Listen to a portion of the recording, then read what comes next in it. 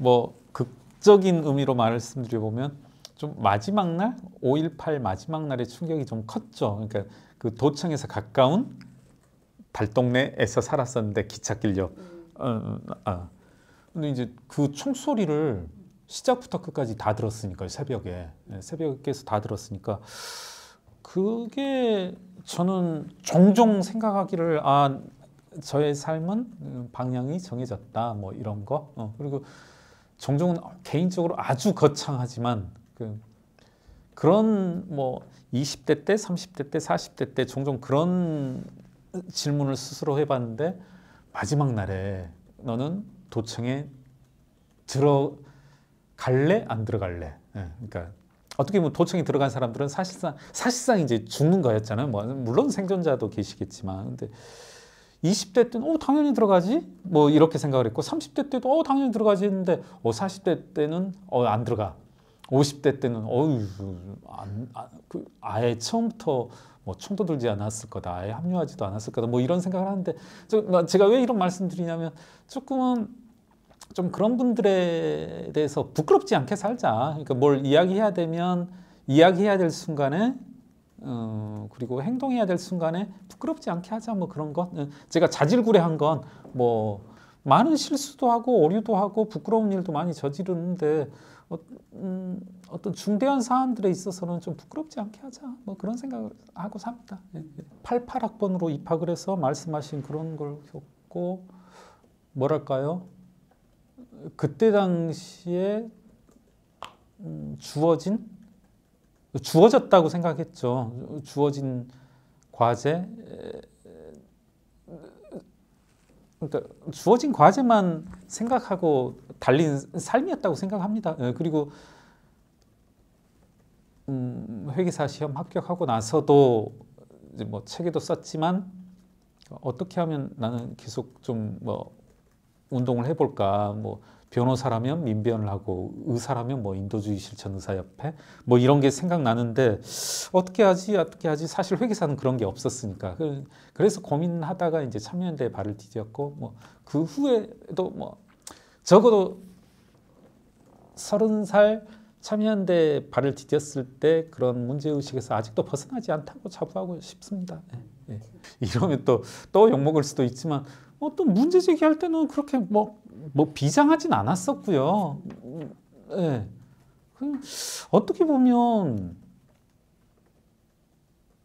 사실은 전 이제 개인적으로는 처음 회계법인에 있다가 회계법인에 있을 때는 이제 자유롭게는 못하니까 회계법인에 있다가 개업을 하면서 좀 본격적으로 움직였고 그때 현대건설 관련 건을 하는데 주변에 있던 회계사들 그때는 참여연대 회계사들이 많았었거든요. 뭐 한 4-5명.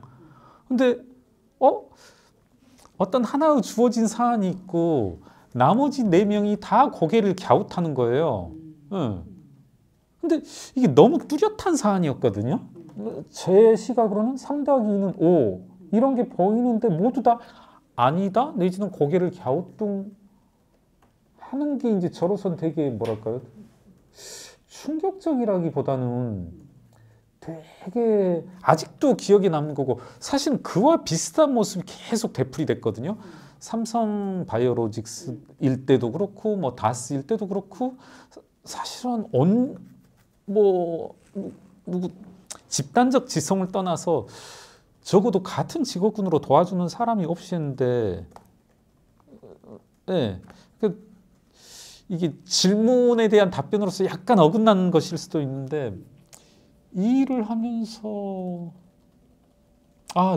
왜 이런 문제 제기를 안 할까? 그러니까 안 부딪혀 보는 걸까 하는 의문은 있었습니다. 그러니까 누구든지 던져야 되는 질문인데 예를 들어 사실 뭐 조국에 대한 문제 제기도 비슷한 것 같아요. 당연히 던져야 되고 의문이고 던져야 되는 의문이고 질문이고 하는데 이런 것들을 회피하는 모습이 조금 많이 특히 이제 1번, 2번, 3번, 4번 이제 조국 때에 와서는 좀 많이 회의가 들었죠.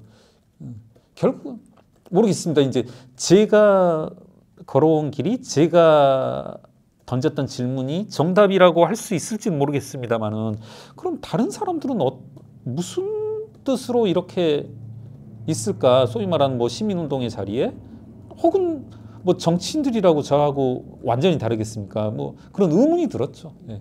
그런 질문들을 던져보고 싶어요. 그러니까 저는 저기 뭐지? 자꾸 엉뚱한 데로 가는데 그 소설 두 도시 이야기인가요? 거기에 보면 나중에 한번 그 구절을 찾아보려고 했는데 못 찾았고 제가 다른 구절과 이제 헷갈릴 수도 있는데 전 그 부분이 인상 깊더라고요. 디킨스의 소설 보면은 막 프랑스 혁명 와중에 사람들이 거리를 막 뛰어가면서 옆 사람한테 물어보는 거예요. 너 지금 여기를 왜 가고 있냐? 그랬더니 모른다는 거예요. 나 몰라. 이제 시위를 향해 뛰어나가면서 또 옆 사람한테 물어보니까 야 지금 너 어디로 뭐 때문에 가? 그러니까 몰라. 앞 사람이 가니까 가. 하는데 제가 왜 이야기를 하냐면 그 또 이 사람 실명하면 또 방방 뜨고 저 뭐 고소고발 할 텐데 뭐 물론 한 번도 없었습니다만 아마 이 고공농성 한 번이 있었어요. 그 서울 시내에서 특정 어디 위치 말씀 안 드릴게요. 이 사람에 대해서 무슨 일이 있었냐면 저도 거기에 여차저차해서 한번 가게 됐었거든요. 뭐 협상단에 상대방과 협상하는.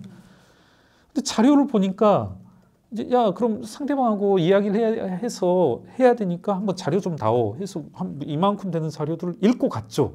근데 아닌 것 같더라고. 그 사람이 주장하는 게 사실이 아닌 것 같더라고요. 그리고 의혹들이 있고 제가 와서는 법정 판결문도 나오고 다 거짓이야. 그래서 얘기했죠. 아닌 것 같다. 이렇게 하니까 신경 쓰지 말라는 거예요. 같이 갔던 사람들은.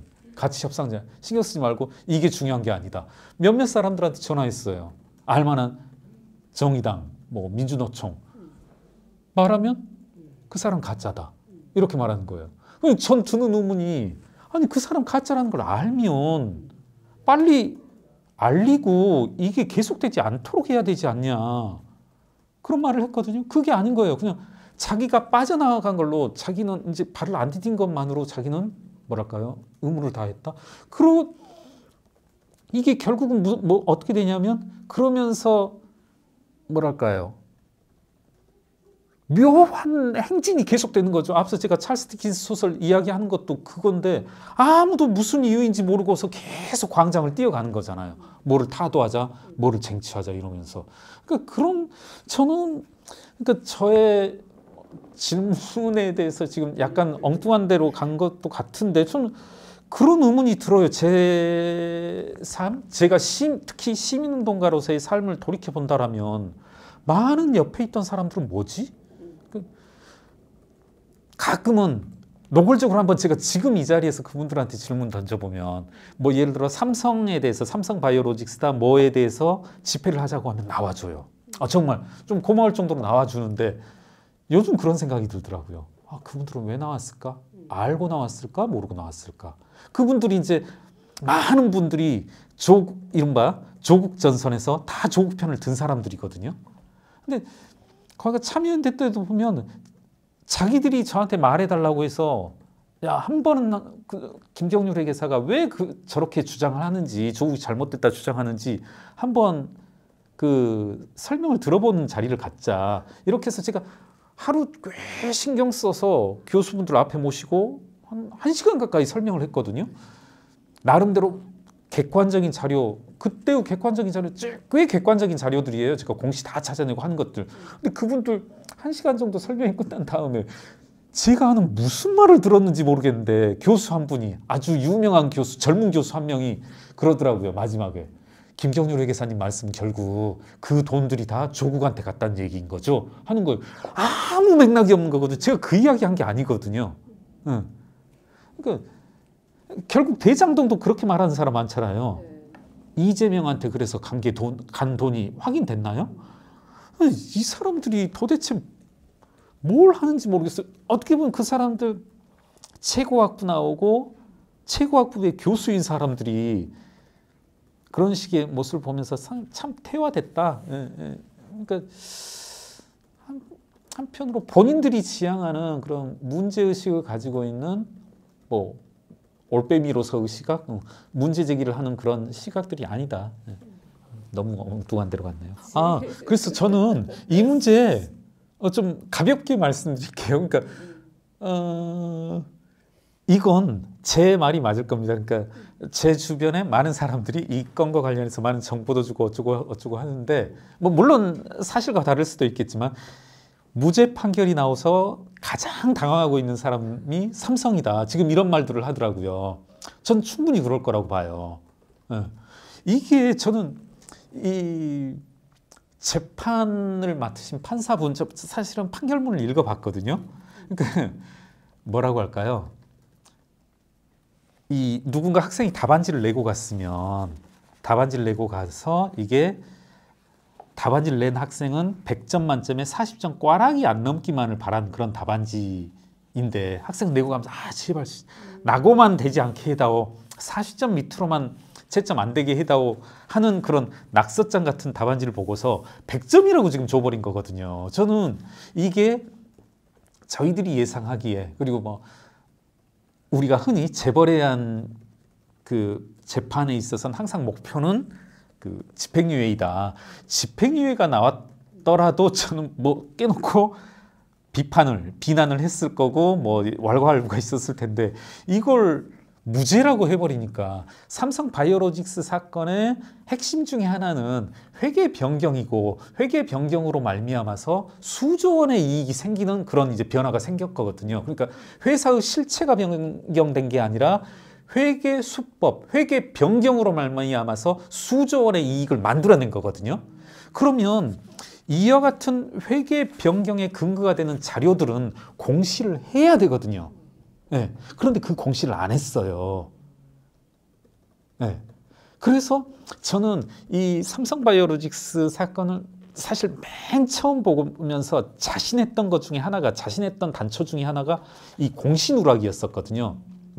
그와 같은 회계 변경을 이야기하는, 지배구조의 변경을 이야기하는 공시를 누락한 것, 이것 때문에 좀 자신 있게 금감원에도 물어봤던 것. 최초의 사건은 어떻게 보면 최초의 문제적인 금감원에 야 이거 맞아 틀려?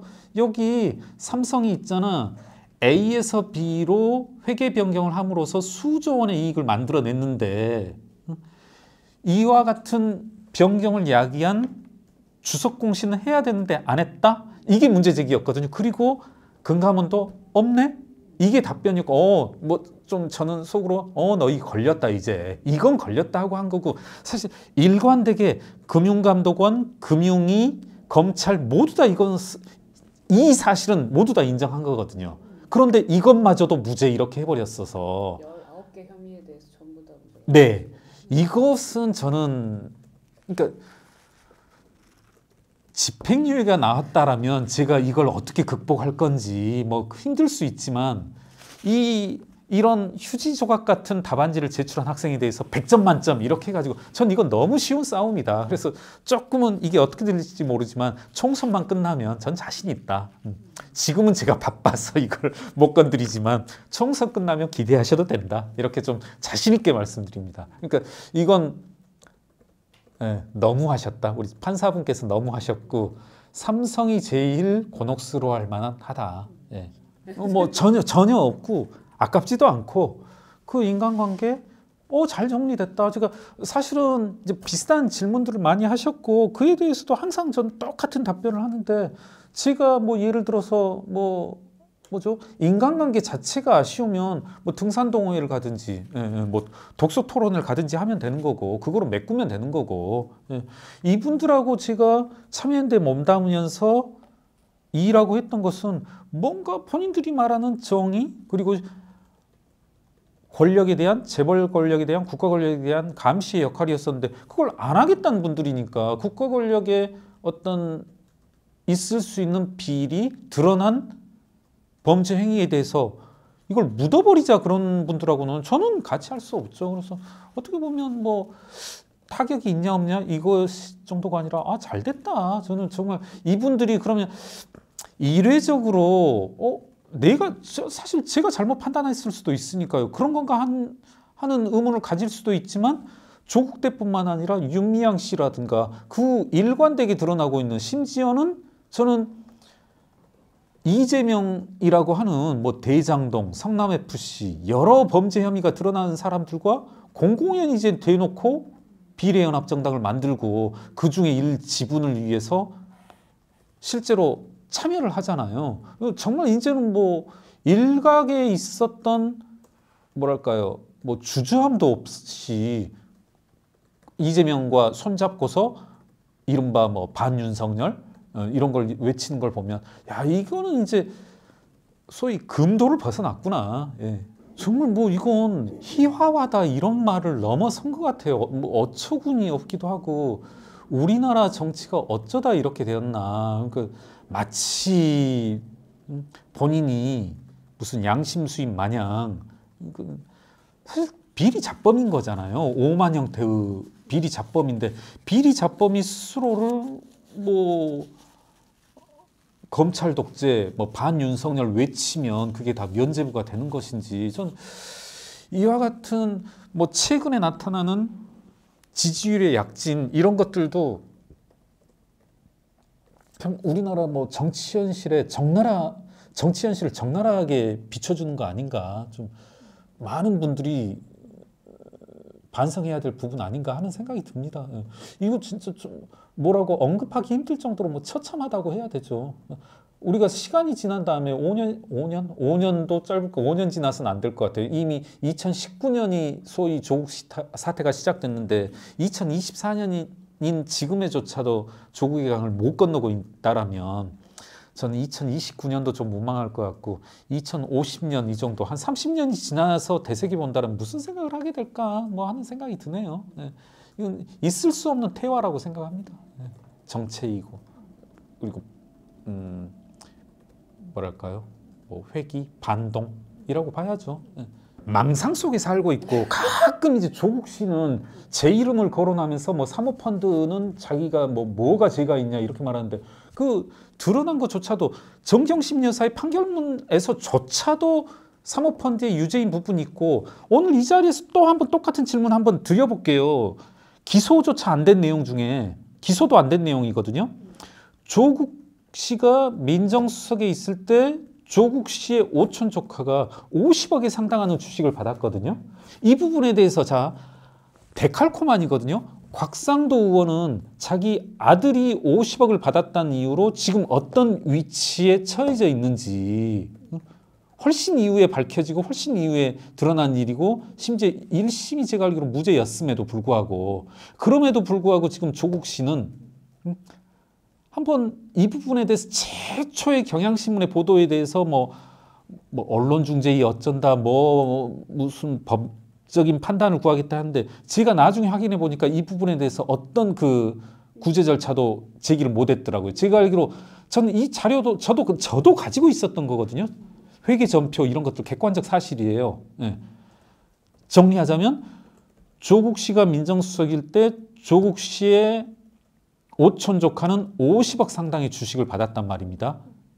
공소장이 없는 내용이에요. 이게 공소장에 없다는 이유만으로 해서 이것은 그러면 전혀 불법적인 것이 아니고 도덕적으로 최고 공직자로서 뭐랄까요? 합리화할 수 있는 일인지 한번 묻고 싶습니다. 공소장에 기재되지 않은 검찰조차도 뭐 검찰 독재다, 검찰의 뭐 무자비한 거다 하면서도 저는 어떻게 보면 검찰이 정말 이거 그 기소해야 되는 거 다 기소해야 됐나? 저 만약 시간 주신다라면 한 일주일만 준다라면 더 수술하게 뭐 새로운 것을 찾는 게 아니라 제가 가지고 있는 데이터 중에서 숱하게 찾아낼 수 있거든요. 그렇지 지금 이 순간 떠오르는데 웅동학원 아마 사회에 환원하겠다는 약속 그건 또 어떻게 되는 건지 이분은 저는 진작에 공적인 자리에는 나타나지 않아야 된다. 예. 다행히 한 번도 본 적이 없어요. 그러니까 참여연대가 저희들끼리 이제는 제가 좀 헷갈려 버리는데 4층 있고 5층 있으면 4층이 저희 이제 되게 경제팀이고 제가 있는 그리고 5층이 이제 조국 교수 이렇게 있는 건데 다행히 한 번도 못 봤어요. 그러니까 저도 어떻게 보면 집행위원장도 하고 뭐 이렇게 팀장 이렇게 센터장도 하고 했고 조국 교수도 그렇게 했는데 다행히 한 번도 안 봤습니다. 네, 네. 질문 속에 저는 답변이 있다라고 생각하는 게 정말 지금의 민주당 특히나 이재명에 의해서 뭐 공천 학살이 이루어지고 난 이 이후에 지금 현재의 민주당을 과연 어떤 식으로 위치매김할 수 있을까? 뭐 흔히들 말하는 뭐 한민당으로부터 이어져 내려오는 쭉 뭐 이런 그 계통 속에 넣을 수나 있을까? 저는 그런 의문이 들고 말 그대로 문자 그대로 이재명 사당화, 이재명 지킴이 뭐 사조직이 돼버리는 것 아닌가? 정말 한 명 한 명 뭐 매일 좀 약간은 지금 당장 떠오르는 것은 이제 가장 최근 기준으로 저희는 이제 계속 재벌 개혁이다, 뭐 경제 민주화다 그렇게 일을 하다 보니까 이용우 의원이라고 하는 좀 빛나는 의원이 있었거든요. 쉽게 이렇게 드러나진 않지만 그런 분들도 이제 탈락, 누구 탈락 이런 식으로 되어져 버린 속에서 정말 말씀 그대로 뭡니까 어처구니가 없던 게 대장동 변호사들. 저 그 소식 보고 맨 처음 무슨 생각 들었냐면 그분들이 대장동에 투자했던 이른바 천화동인 1호부터 8호까지 화천대 이분들이 10만 % 이익을 실현했거든요. 야, 이 사람 그 천화동인 1호부터 8호까지 그리고 화천대유 투자자들은 수익률로서 10만 %를 얻었다라면 이 대장동 변호인들은 어떤 지위로서 본인들의 어떤 뭐랄까요? 그 국회의원 역할이라는 면에서 본다라면 이 10만 %의 수익률을 얻은 대박 사업자들이다. 그게 이재명의 대장동 혐의, 이재명 그리고 측근들의 수하들의 김용 씨라든가 한 명 한 명들을 그 범죄 행위들을 변호한 대가로 10만 % 이익을 실현한 사람들이다. 이런 것들을 보면서 정말 지금의 민주당은 화천대유이다. 천화동인 1호, 천화동인 8호 그런 창구가 돼버렸다. 이런 생각이 듭니다. 이게 무슨 공적 정당이에요. 한 명 한 명. 정말 전 몇몇 사람들을 알거든요. 언론 출신으로 뭐 이렇게 유명한 뭐 개인적인 인연도 가지고 있는 양모 씨.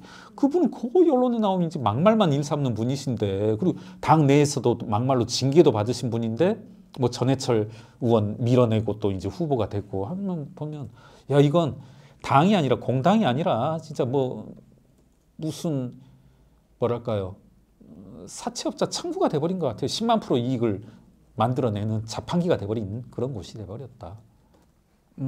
사실 개인적으로 되게 깊이 고민하는 부분인데요. 아까 초반에 말씀드렸듯이 내지는 이제 뭐 인터뷰 이전에 말씀드렸듯이 참 안 맞는다는 그런 생각을 하게 되더라고요. 그리고 너무 안 맞아도 너무 안 맞는다. 근데 이제 제가 개인적으로 여기 여의도 정치에 들어오면서 내지는 그 전부터 무슨 생각을 한 적이 있었냐면 한번 시민운동을 하다 정치를 하겠다고 나서면 절대 다시 돌아오진 말아야 되겠다. 어떤 분들 계시냐면 이런 분들도 계시거든요. 시민운동에서 정치로 갔다가 시민운동으로 갔다가 다시 정치로 가고 이런 분들도 여러 분 계세요. 근데 저건 아닌 것 같다 해서 저는 한번 왔으니까 다시 돌아가고 싶은 생각도 솔직히 좀 있긴 한데 어떤 식으로든 뭐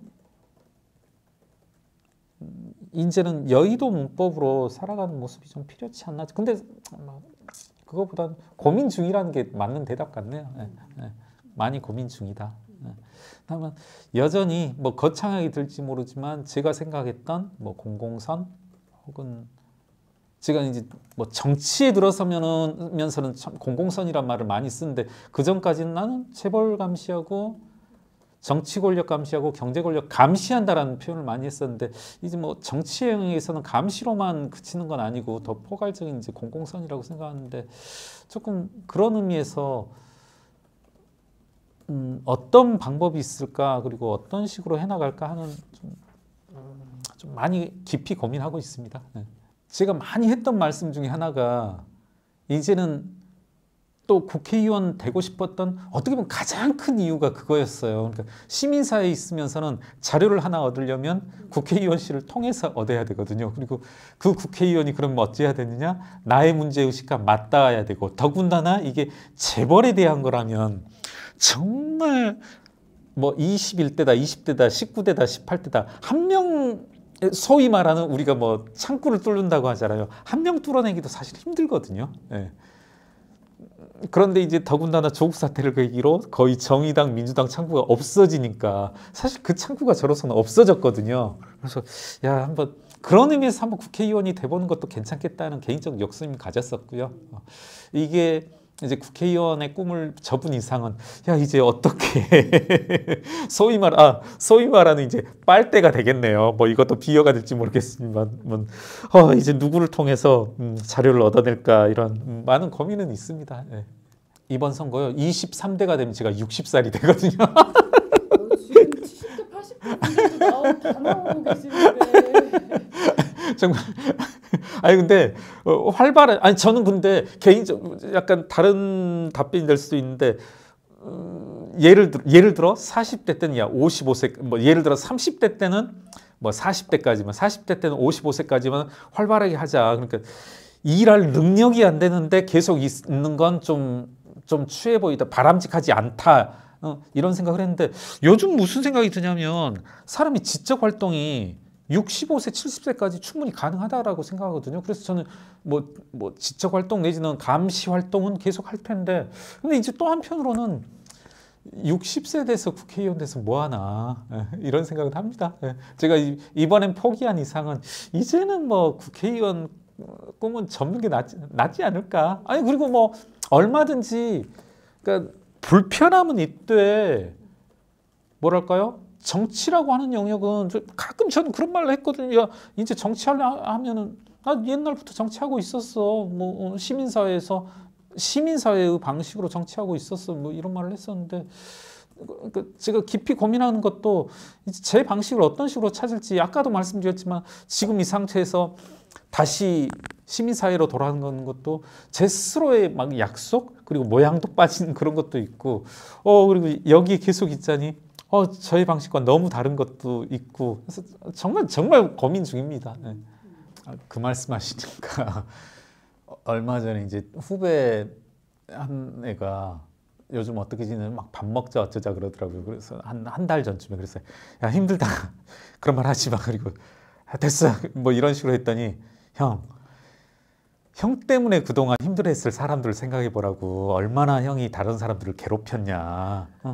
당신 너 때문에 그러니까 그 이제 후배가 우스갯소리로 너 때문에 얼마나 사람들이 힘들어했을지를 생각해 봐라. 그러니까 한편으로 공감은 되더라고요. 아 이렇게 힘들어했구나. 그래서 그 친구가 형이 힘들어하는 것보다 한 10배는 더 힘들어했을 거다. 형이 칼 꽂은 사람들이. 그래서 아니 근데 저는 그래요. 전 누구의 편도 되고 싶지도 않고 솔직히 지금 이 시점에 사실 뭐 어떻게 보면 기자님께서 사전 질문지를 주셨지만 그것에 대해서 그 질문에 대해서 깊이 고민 안 해본 게 지금 이 순간의 답변은 뭐 약한 자들의 편에 새겼다 이런 생각도 이제는 하지 말자. 그냥 저는 뭐 누구의 편도 아니고 누구에게도 어떻게 보면 좀 너무 과격한 용어일 수 있습니다만은 저의 감시의 대상인 사람에게서는 비수를 꽂을 수 있는 그런 역할을 해야 되겠다. 그러니까 이런 말씀 꼭 한번 드릴게요. 이거로 인해서 또 한번 파장까지는 아니겠지만 윤 대통령과 밥 먹을 걸 제가 평소에 후회한다는 표현을 안 쓴다고 그러고 했는데 조금 잘못 이렇게 말해볼게요. 윤석열 대통령과 밥 먹은 거를 조금 후회한 적이 있어요. 그러니까 이게 안 했어야 되는데 그런 게 아니라 이건 뭐냐면 제가 그 재벌분들과는 안 만난다. 특히 이제 가장 우리나라 큰 거대 재벌 이분들과는 안 만난다. 이런 약속을 혼자서 했었고 그걸 지켜왔었거든요. 이건 분명히 말할게요. 근데 오히려 오해 있을까 봐. 그러니까 정치에 발을 디디고서는 한 번 만났네요. 예, 예. 뭐 삼성분들 삼성분 한 번 만난 적이 있어요. 식사를 한 적이 있어요. 과거 왜냐하면 이제 나는 정치인이 됐으니까 정치인이 된 이상은 사람 만나는 걸 피해서는 안 되겠다. 과거 내가 시민사회에 있을 때는 만나서는 안 된다라고 생각을 했었는데 예, 그게 맞다라고 생각했고 돌아와서 그러니까 왜 그랬냐면 윤석열 대통령과 만나서 식사를 하고 나니까 이 이전에 저게 정치인이 아니었을 때 비판을 못 하겠더라고요. 이건 저에 대해서 뭐 욕해도 좋아요. 그러니까 어떤 뭐 무슨 일이 있었다라면 저는 어떻게 보면 쉽게 누군가 잘못하면 페이스북에 글을 올리고 조롱하고 놀리고 했었는데 윤석열 대통령 김건희 여사는 못 하겠더라고요. 정말. 그리고 실제로 뭐 윤석열 대통령을 격하게 비판하고 한 경우는 없을 겁니다. 근데 그게 조금은 가끔 생각하기 이게 내가 한번 밥을 먹고 그 사람과 꽤 오랜 시간을 말을 나누니까 안 되겠더라. 그래서 좀 그런 생각 많이 했어요. 내가 적어도 그때 당시 시민사회에 있는 동안은 이렇게 정치권에 있는 사람과 쉽게 밥을 먹으면 안 되겠다. 뭐 이런 생각 좀 깊이 생각했었습니다. 그래서 앞으로도 좀 누구의 편도 아니고 계속 이렇게 살아가야죠. 그러다 이제 뭐 정치권에서도 그전같이 살다가 이제 온몸이 화살집이 돼버리고 말았습니다만 뭐 이대로 살아야죠. 뭐 저 같은 사람 한 명은 있어야 되지 않을까 생각됩니다. 저는 그래요. 저 같은 사람 한 명은 있는 게 나쁘진 않을 거다. 그러니까 제가 제 스스로 제가 있음으로 해서 우리 사회가 밝아지고 이런 건 뭐 그렇게 생각해 본 적도 없고 낯간지러운 건데 저도 그렇거든요. 뭐 사람 기본적으로 흔들리는 거 아닙니까? 근데 흔들리면서 제 스스로도 틀릴 수도 있고 다른 것을 떠나서 제가 다른 것을 떠나서 틀릴 수도 있지만 이런 목소리들은 낼 필요가 있다라고 생각을 합니다. 저는 맞다 틀리다를 떠나서 항상 좀 조심스럽습니다. 정말. 그리고 저는 감히 저한테 뭐 다스다, 삼성바이오로직스다 뭐 이런 말씀 붙여주는 것도 저한테 과분하다고 생각하거든요. 항상 어떤 사안을 접할 때는 정말 저는 뭐랄까요, 맨몸으로 부딪힌다라고 생각하거든요. 뭐 아무 기득권 없이 그렇게 조심스럽게 접근할 때야만 어떤 성과도 낼 수 있는 거고, 좀 감히 비유하자면 항상 뭐랄까요, 누구를 대하든 저 사람은 나도 죽일 수 있는 그런 사람이다. 그런 좀 무서움과 두려움을 가지고 접합니다. 저는 저에게 주어진 건 모두 다 허명이라고 생각하고 또 자뻑이 개어서 좀 많이 뻥이 들어갔는데 항상 조심스럽게 살려고 합니다.